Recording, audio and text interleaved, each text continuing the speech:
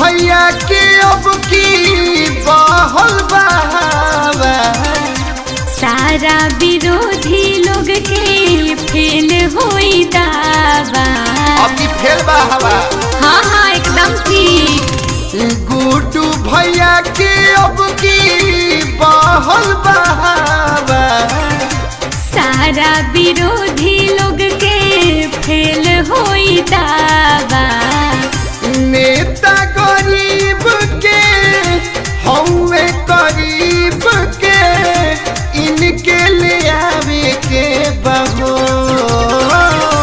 नेता गरीब के सबके करीब के इनके ले आवे के बाबू।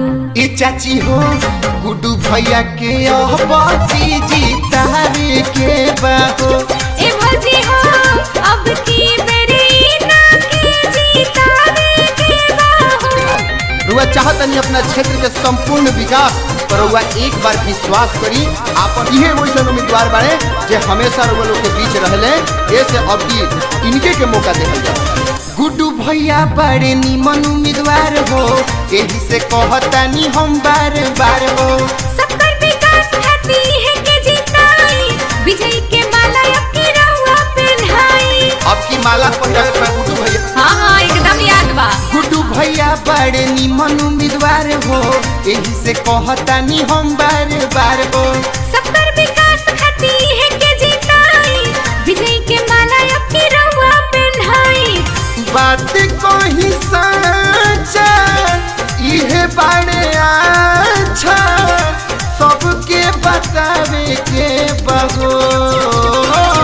बात कही साचा इहे बानिया अच्छा कबू ना भुलाए के बाबू।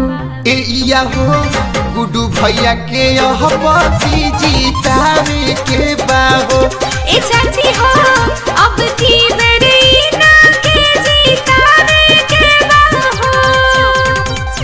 काम किया है काम करेंगे कभी नहीं आराम करेंगे। जी हाँ एक बार हुआ मौका देके देखी राउर क्षेत्र के विकास कैसे होला ई बात गुड्डू भैया बताइए। हाँ रुआ लोग अपना उम्मीदवार गुड्डू भैया के एक बार मौका दे के देखी। गुड्डू भैया से लागल बाटे आस हो सबकर सेवा करिए बाबी सवास हो।